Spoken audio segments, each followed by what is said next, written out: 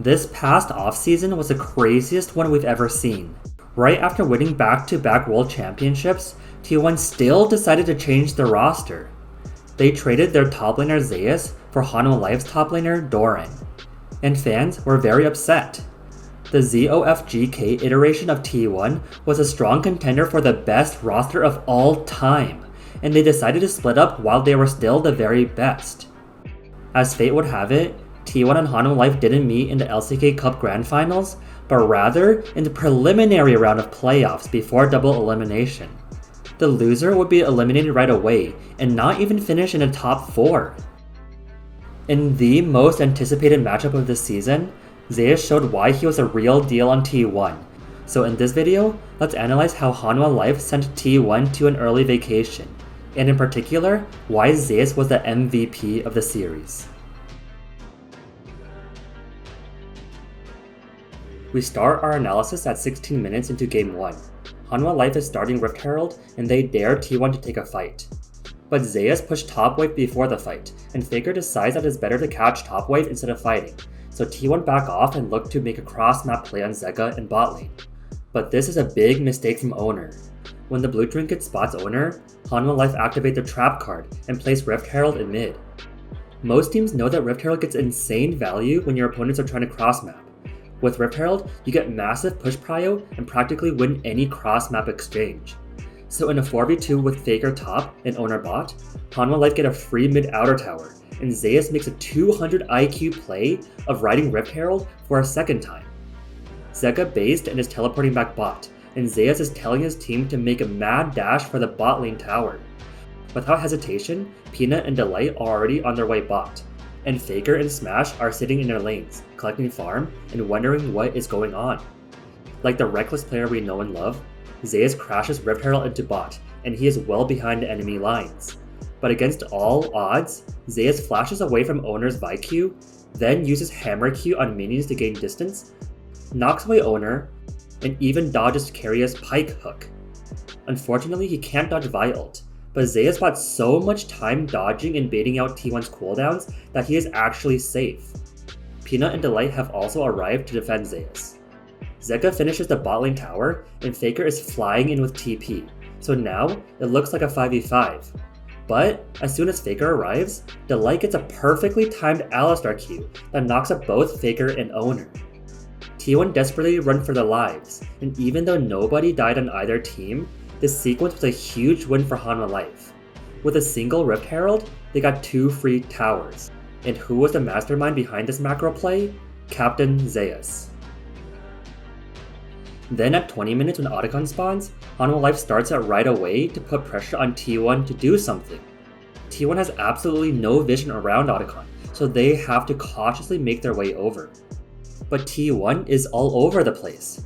Owner is the only T1 member around, while Faker and Smash are running over, Doran is matching Zeus bot, and Keria randomly backed. Keiria's god-awful back here makes T1 wait for him before they can contest Otacon, and by the time Otacon is at 3k HP, T1 simply can't wait any longer. T1 had no time to properly set up their teamfight formation, so they had to walk through Tribush, which is super risky because it is so narrow. Faker tries to make something happen with Aurora ult and teleports to the center of Hanwha Life, but nobody on T1 is ready to follow up. Faker instantly dies, and Owner is punted out of the fight by Delight, so Hanwha Life gets a free Otacon. T1 look lost, and Hanwha Life exposed them super hard here. At 26 minutes when Baron has spawned, Hanwha Life don't immediately start Baron like they did with Otacon. Instead, they get deep vision of T1's jungle and try to catch out Smash and Keria in top lane. But it is starting to seem like Hanwha Life are caught out, with Owner arriving from below and Doran TPing in on the left. Owner starts with a Vi ult onto Viper's Ezreal, but Owner is focused down by Zeka and dies instantly. Meanwhile, Zeus caught out Faker on rotation and solo kills him. Smash is also chased down, and the 200 IQ decision to invade and catch out T1 top lane instead of fighting at Baron marks the end of Game 1. In Game 2, Hanwha Life drafted a poke comp with Zyra, Hui, and Ashe. These are 3 immobile carries that crumble with any hard engage. And that is exactly what T1 drafted. Rumble ult and Jin ult have insane backline threat, and Owner just needs to find great Wukong engages to delete Hanwha life. It is clear that T1 outdrafted Hanwha life, and this is evident as early as 6 minutes into the game during a fight at Void Grubs. Hanwha life corner themselves in the river, and they don't notice that T1 are surrounding them from 4 sides before it's too late. Keria goes for an instant flash Poppy E that stuns Peanut, followed by a Rumble equalizer. Although Peanut gets out of this mess, he is super low and has nowhere to run, and Smash gets an easy kill on a low health Zyra. These snap flank engages are T1's win condition in game 2, and we know that T1 are not afraid of gutsy plays. At the Herald fight, Hanwha life find themselves cornered by T1 once again, with Faker and Owner from above, and Doran, Smash, and Keria from below. All at once, Owner engages onto Zeka, and Doran combos this with Rumble ult. And then, Doran notices that Peanut and Viper are stuck in the pit, so he flash Qs them, while Smash uses Jin ult from below. This teamfight is just beautiful positional League of Legends from T1, and they punish Hanwha life super hard for getting greedy over Rift Herald. Then at 27 minutes, T1 gives Hanwha life a taste of their own medicine. Instead of starting Baron right away, T1 invade Hanwha life's jungle and looks for picks. They find Delight overextended for vision, and Smash roots him with a Jin W. Rumble ult is also used to burst him down. Zeus tries to get revenge and uses Constante ult on Faker, but Zeus has to run away, and this jungle skirmish ends with just one pick on Delight. But this single pick is enough for T1 to confidently start Baron, and they dare Hanwha life to come back and take the 4v5. Hanwha life has no choice but to risk it all for this Baron, and as Zeka and Viper enter through the river, they are unaware of Keria lurking from above. When Keria reveals himself, Zeka flashes away instantly, and as Baron gets low, Keria turns his attention to Peanut and knocks him back with Poppy E to prevent the Baron steal. But T1 are not done yet, and Doran flashes to chase Hanwha life, supported by another flank from Keria. Hanwha life are cornered once again, and they are shot down by Smash's Jin ult. This sequence of events from Keria's Poppy is just insane. This is what perfect support play looks like, and it brings the series to 1-1. In Game 3, T1 cooked up an interesting draft, with Aurelia Sejuani top jungle and Mel mid, Misfortune bot, with Keria playing LeBlanc support. I have so many questions about this draft. I understand that Aurelia Sejuani is a powerful duo, but you have long-range poke with Mel and MF. For them to succeed, you need lockdown, like Leona or Rel, or tanks like Cassante. But T1 just burns down the kitchen with LeBlanc. This comp is pulled in too many directions that it has no identity. On the other side, Hanwha life has a nice poke comp with Gnar, Nidalee, and Varus. Pantheon complements poke super well with his point-and-click stun and ability to disengage with his shield. Like I mentioned in my videos about poke comps, they have to poke for a very long time before engaging, and Hanwha life execute this strategy to perfection. Hanwha life don't care about river prio, they don't care about starting dragon. As long as they are nearby and can land poke, that's enough, and we see Peanut land a blind spear on Owner. Keria has a great flank angle, and he takes Delight to half HP, but this is fine because Peanut can slowly heal Delight back to full. After pushing Peanut and Delight out of their jungle, T1 decides to start Dragon to put pressure on Hanwha life. Faker even reflects Peanut's Nidalee spear back to him, and together, Faker and Keria are doing a great job of zoning Hanwha life. But from the imminent threat of Delight's point-and-click stun, Keria has to retreat, and Peanut is ready for a smite steal. Peanut lands another spear on Owner, and now T1 are feeling the pressure, but they pull Dragon out of the pit and secure Dragon. But the best teams in the world know that just because the objective is gone doesn't mean that the fight is over. Hanwha life is ready to chase down T1. T1 try to punish the aggression from Hanwha life with a chain from Keria and Sejuani ult, but Viper throws out Varus ult just before getting stunned, and Keria flashes out of it, only for the Varus ult to land on Owner who is low HP. And the poke from Zeka and Peanut deletes Owner. Both top laners join the fight, but it's too late, and Doran impatiently runs right into a Nidalee spear, and a Gnar boomerang, and a second spear. Pina is absolutely smurfing with these spears, but at the same time, what was Doran expecting? You can't pick a fight without engage. You're just at risk of eating lots of poke. And from this chip damage alone, Hanwha Life rotate and get a free Rift Herald. Hanwha Life are not messing around. If you let them draft a poke comp, they will make you concede everything with heat-seeking poke. Remember how Zeus baited out cooldowns and created so much space in game 1? Yeah, he does it here again. With his insane reaction time, Zeus baits out Owner Sejuani ult and Q, as Hanwha Life is starting Otacon. And T1 gives Hanwha Life the dream setup of any poke comp, which is arriving to Otacon through the choke point of Tribush. With such a narrow path, it is essentially a firing range for Hanwha Life. Keria tries to put pressure from an off angle, but still, no one on T1 feels safe enough to walk through the Tribush. T1 is looking for a steal angle, and they wait for Hanwha Life to get Otacon low enough before they make a move. And once Otacon reaches 4k HP, Owner makes a first move by queuing towards Zeus, only to miss and eat crazy poke and get rooted by Viper. Owner is stunned once again by the light, and Hanwha Life's fan formation around Owner is just beautiful. They aren't grouped so that they can avoid eating AoE spells like Aurelia ult, yet they're all focusing Owner. This makes Owner flash his safety, and meanwhile, Zeka solo kills Keria, who was looking for a flank angle. Nothing is going T1's way, and they just sit and watch Hanwha Life get Otacon for free. The draft gap might be insane, but so are the Hanwha Life players. The game ends with an utterly disgusting poke double kill onto Smash and Keria. They are simply clearing mid-wave, but little do they know how overextended they are. They eat a Varus Q, followed by a Nidalee Spear, and then Delight's Flash Stun, which forces Smash to cleanse Flash to safety. Viper even gets a Flash Varus ult that roots and kills Keria, and Smash also falls to the relentless poke from Hanwha Life. The camera doesn't even show Zeka throwing a stolen Sejuani ult, and he doesn't even get an assist, because they were deleted so quickly. Hanwha Life then turned their sights to Baron and started immediately, forcing T1 to take this 5v3 or risk losing Baron and the game. And once T1 arrives to Baron, Zeus goes for a textbook flank and starts whacking Owner with autos. And although Owner gets a miracle Baron steal, Zeus is still ready to punish Faker and Doran with a flash Mega Gnarled. After killing Owner, Faker, and Doran, T1 has no more Baron buffs. This is all because Zeus' flank made the fight a lose-lose situation for T1, regardless of who got Baron.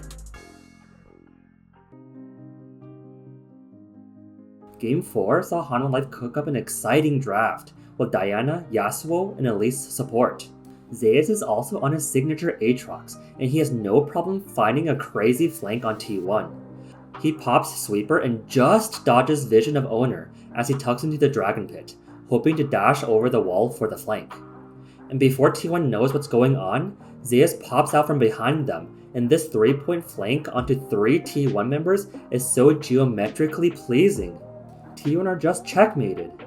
They try to jump on Zeus, but his teammates got his back. Delight Flash cocoons Keria, and Pina gets a 2-man Diana ult. This fight is such a wash for Hanwha Life, thanks to Zeus' insane flank that created so much space for the rest of Hanwha Life. At the Otacon fight, Hanwha Life has complete control of the Otacon pit, while T1 are arriving from both top and the river. They even summon Rift Herald for fun and look for a steal angle once again. Delight doesn't get a pick with his cocoon, and Zeus is, you guessed it, on the flank. But this time, the flank is useless if T1 go all in on Otacon. Owner ults in and steals Otacon literally a few frames before dying to Diana ult.